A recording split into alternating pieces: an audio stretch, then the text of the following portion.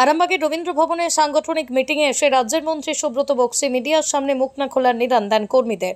শুধু তাই নয়, যারা এই ভোটের সময় সাংবাদিকদের সামনে অপ্রয়োজনীয়ভাবে বক্তব্য দেবেন তাদের বিরুদ্ধে দল ব্যবস্থা নেবে বলে হুঁশিয়ারি করেন তিনি। আর কি বললেন দেখুন সরাসরি খবর আরামবাগের পর্দায়।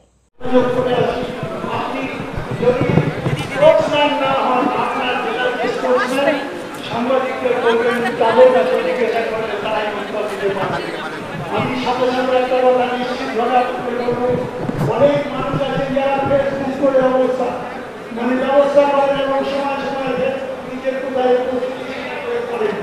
আমি আপনাদের অনুরোধ করবো এই সময় এই ধরনের ফেসবুক এবং সর্বোপরি কাউকে উৎসাহ করে কোনো ফেসবুকে কোনো বার্তা মানুষের কাছে ছাড়বেন না। এটা দলের একমাত্র অনুরোধ। যারা নিয়ম মেনে চলবেন তাদের পক্ষে ভালো সুফল, এবং যারা নিয়ম মানবেন না পরবর্তী পর্যায়ে নিশ্চিতভাবে দল নজর রাখবে যে তাদের সাংগঠনিক দায়িত্ব কতটা পরিবেশন করা যায়। নমস্কার, ধন্যবাদ।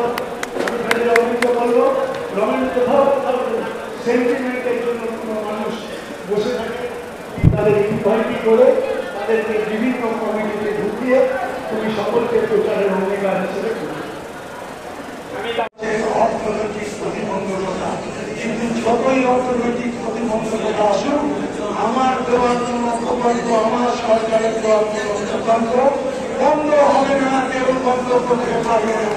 তাই তো আজ মমতা বন্দ্যোপাধ্যায় সেদিন যাত্রায়ণ করে সবাই বলেছিলেন বলে এই এই প্রায় 2-7 লক্ষ মানুষের 100 দিনের কাজের জন্য তার টাকা পয়সা বন্ধ করে দিয়েছে কেন্দ্রীয় সরকার, এই রাজ্য সরকারের টাকা দিয়েছেন। আজও বলেছেন, গত নির্বাচনের কাজে বলেছেন